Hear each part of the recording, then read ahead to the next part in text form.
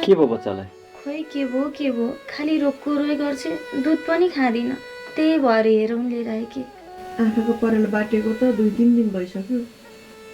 हिजोदेखि चाहिँ अलिक गाह्रो नै भयो। रोएको रोइ गर्छ, सातो गएको पो हो कि भनेर पुग्न ल्याएको। ए ल म हेरिदिन्छु। के असिता ल्याउनु भएको छ? हजुर ल्याएका छन्।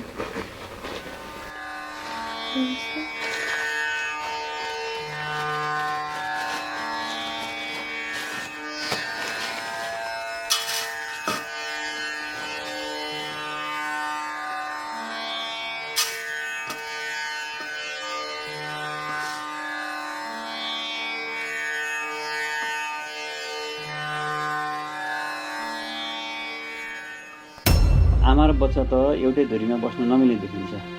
के गरिरहनु भएको छ आज? एउटै धुरीमा त राखेको छैन गुरु, छुट्टै राख्छु। दुध खुवाउन चाहिँ छोरी आउने गरेको छन्। हेर्नुहोस्, पहिलो कुरा बच्चालाई तपाईँले एउटा धुरीमा राख्नै भएन, र दोस्रो कुरा बच्चालाई तपाईँले छुनु भएन।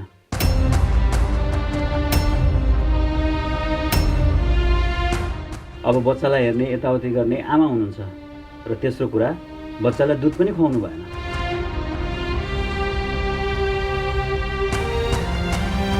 हेर्नुहोस्, बच्चालाई बोतलको दुध खुवाउनु पर्यो, तपाईँको दुध खुवाउनु भएन।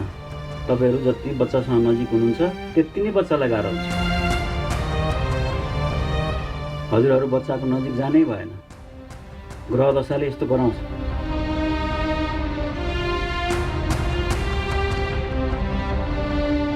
अब चाहिँ हजुरहरूले एकदमै कठोर भएर बार्नुपर्छ। बच्चालाई आमाको दुध पनि खुवाउन नहुने हो र गुरु? हुँदैन। नजिक हुने यताउति गर्ने गर्यो भने त बारेको के अर्थ रहेर?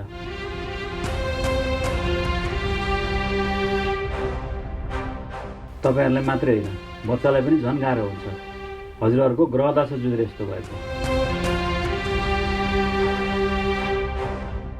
अब यस्तो लापरवाहीले चाहिँ हुँदैन। बार्न चाहिँ एकदमै कठोर भएर बार्नुपर्छ। हस् गुरु। गुरु, म त कस्तो अभागी रहेछु। आफ्नै सन्तानलाई पनि आफ्नो काखमा राख्न सकिनँ। के गर्नुहुन्छ त? पिर नमान्नुहोस्, ग्रह दशाले यस्तै हुन्छ। तपाईँको मात्रै होइन, यस्ता घटना धेरैका भएका छन्।